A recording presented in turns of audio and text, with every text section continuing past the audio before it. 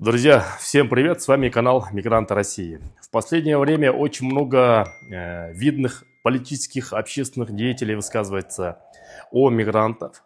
Недавно такое высказывание было со стороны заместителя председателя Государственной Думы Российской Федерации Петра Олеговича Толстого. Он известен тем, что всегда резким образом высказывается о трудовых мигрантах. Еще одно видео с его выступлением можно обратить внимание. Далее мы с вами продолжим разговор. Меня все время пытаются упрекнуть в том, что я как-то без уважения отношусь. Я с огромным уважением. Я служил в советской армии. У меня вот в роте было 35 национальностей, выходцы из всех республик бывшего СССР. И до сих пор мы общаемся. Я менталитет прекрасно понимаю и знаю, о чем говорю.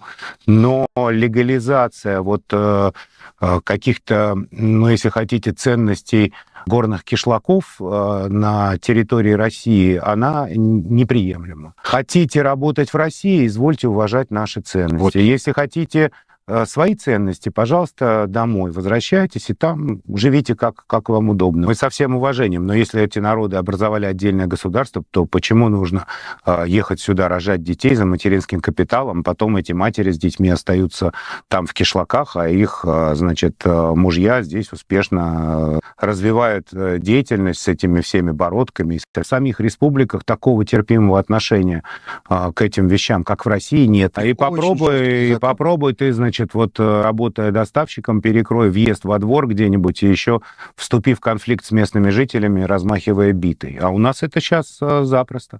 У нас целые гетто образовались благодаря вот этим вот этой миграционной политике. И, вернее, отсутствию политики. Потому что политика это все-таки это действие какое-то. У нас полное бездействие.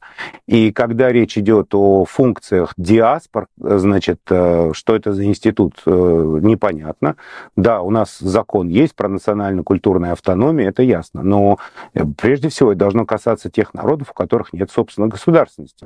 Урматтуу мекендештер, бүгүнкү күндө Кыргызстанга тыйын которуу системасынын эң мыктысы бул банк привилегий болуп жатат. Эмне үчүн эң мыкты? Башка банктар аркылуу Кыргызстанга рубль менен тыйын которсоңуз, ал жерден сом менен берет, ошол жерден акчаңызды жеткиресиздер. Бул жерде болсо бүгүнкү күндө эки банк менен иштешип атат. Бул банк Байтүшүм жана банк Компаньон менен. Кыргызстанга рубль менен которосуңар дагы Кыргызстандан ошол банктардан рубль менен кайра аласыңар. Каласыңар сом менен алыңыздар, каласаңар доллар менен алыңыздар.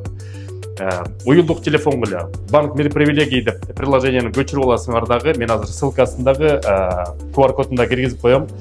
Тыйын которуп атканда мекен деген промокодду жазсаңыз, силерге эң арзатылган скидка менен пайыз менен которсоңуздар болот.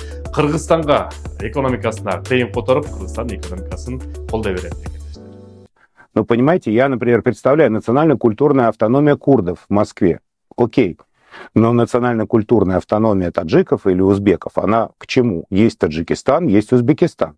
Пожалуйста, если вам там, если вы приехали сюда, вы приехали работать, сохраняйте свои обычаи и традиции, уважайте законы России. Если вы приехали сюда для того, чтобы здесь жить, привезли свою семью, хотите получить вид на жительство и гражданство, ну, то же самое. Вы должны прежде всего принять образ жизни страны, в которой вы собираетесь жить. А если вы приехали просто поработать, не надо тогда вести свою семью. А сейчас же что происходит? Сейчас у нас как бы нам строительная отрасль говорит о том, что некому строить, нужно срочно вести, они их завозят, через день они уже не бетон мешают, да, а они уже таксисты или доставщики Яндекса тут в самом лучшем городе Земли.